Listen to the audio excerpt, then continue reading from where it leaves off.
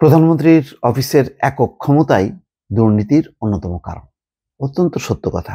Debate for ডেমোক্রেসির ছায়া সংসদে এই কথা বলেছেন জ্বালানি বিশেষজ্ঞ অধ্যাপক ডক্টর তামিম।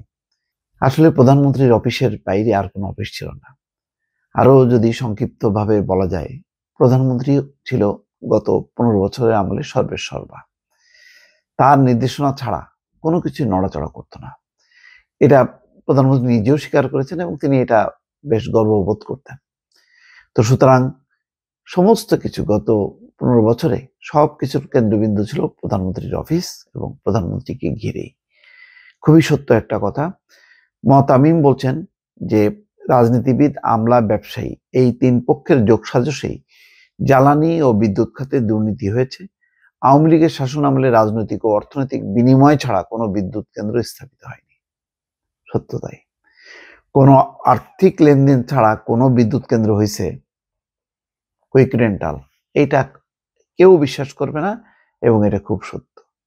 এবং যত দুর্নীতি হয়েছে, অপচয় হয়েছে, যেটা দেবপ্রিয় ভট্টাচার্যের নেতৃত্বে যে কমিশন, সেই কমিশন বলেছে প্রথম হচ্ছে ব্যাংকিং খাত, দ্বিতীয় কিন্তু বিদ্যুৎ ও জ্বালানি খাত। এবং কখনো কখনো আমার মনে হয় বিদ্যুৎ জ্বালানি খাতের দুর্নীতি, বিশাল বিশাল দুর্নীতির পরিমাণ এত, সেটা হয়তো ব্যাংকিং খাতকেও ছাড়িয়ে গেছে। এটা একটা তুলনামূলক আলোচনা হতে পারে। যাই হোক, এখানে বলা হচ্ছে যে তৎকালীন প্রধানমন্ত্রীর অফিসের একক ক্ষমতার কারণে এসব দুর্নীতির বিস্তার হয়েছে।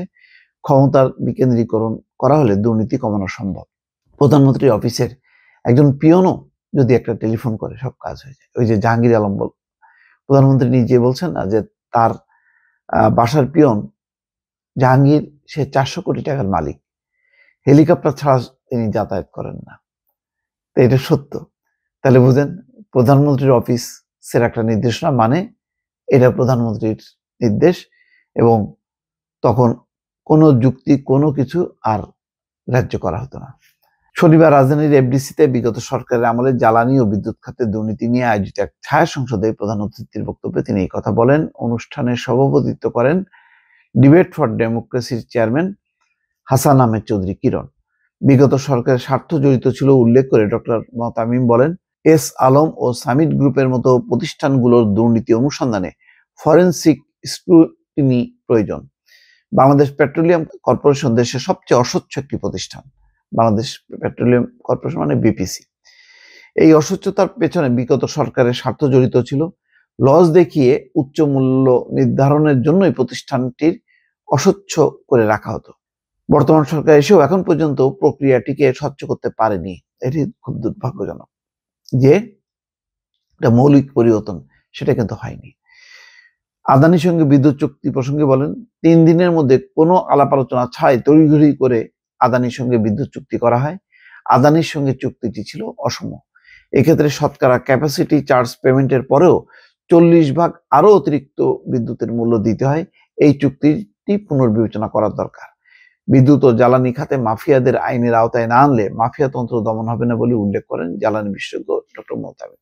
আর এই যে আদানি সহ বড় বড় যত প্রজেক্ট আছে, সব প্রজেক্টের কেন্দ্রবিন্দু হচ্ছে প্রধানমন্ত্রীর অফিস। তাদের নির্দেশে এগুলি রাতারাতি, ওই যে বলছেন যে এত বড় একটা চুক্তি 3 দিনের মধ্যে এটা সম্পাদিত হয়েছে এবং সেটা এখন গলার কাটা হয়ে আছে, যেটা কোনোভাবে উগরানো যাচ্ছে না। এবং তাদের বকেয়া মেটাতে মেটাতেই মানে বিদ্যুৎ খাত একেবারে শেষ অবস্থা। দর্শক ভালো থাকবেন। আল্লাহ হাফিজ।